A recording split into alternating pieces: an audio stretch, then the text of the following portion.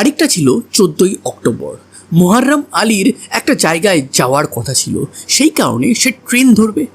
Just বাড়ি থেকে বেরিয়েই সে একটা অটো দেখতে পায়। সেই অটোওয়ালাকে সে চিৎকার করে ডাকে। অটোওয়ালা তার ডাক শুনে তার সামনে আসে। তাকে যখন মুহাররম আলী বলে আমি স্টেশনে যাব, সে ডিমান্ড করে 100 টাকা।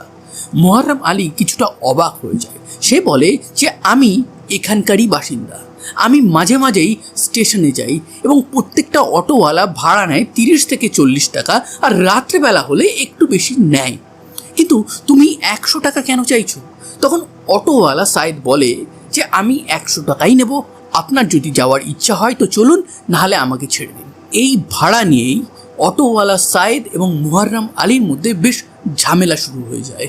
সবাই সেই ঝামেলাটা দেখছিল, কিন্তু হঠাৎই অটোওয়ালার মাথাটা গরম হয়ে যায়। সে একটা ছুরি বার করে এবং মুহাররম আলীর পেটে বেশ কয়েকবার চালিয়ে দেয়। মুহাররম আলী কিছু বুঝতে না পেরে ওখানেই লুটিয়ে পড়ে।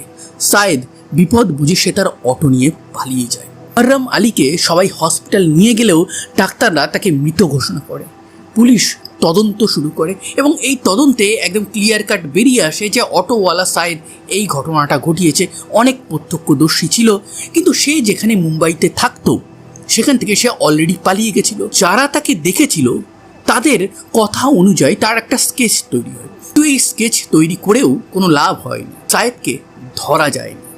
দীর্ঘ 24 বছর কেটে যায়। সালটা চলে আসে 2025। পুলিশ ডিসাইড করে পুরনো সমস্ত কেসগুলো তারা রিইনভেস্টিগেট করবে।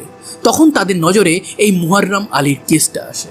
তারা আবার রিইনভেস্টিগেট করে এটুকু জানতে পারে যে সাইদের গ্রামের বাড়ি হচ্ছে উত্তরপ্রদেশের কনৌজে। সেই কনৌজে গিয়ে যখন তারা জিজ্ঞাসাবাদ করে, তখন এই সাইদের ছবি দেখে কেউ চিনতেই পারছে না। পুলিশ তখন বেশ চিন্তিত হয়ে যায়।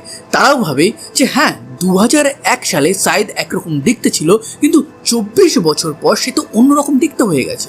তো এই কারণে তারা আর্টিফিশিয়াল ইন্টেলিজেন্সের সাহায্য নেয়। তারা একটা প্রবাবেল ছবি বার করে যে সাইদ 24 বছর পর কেমন দেখতে হবে।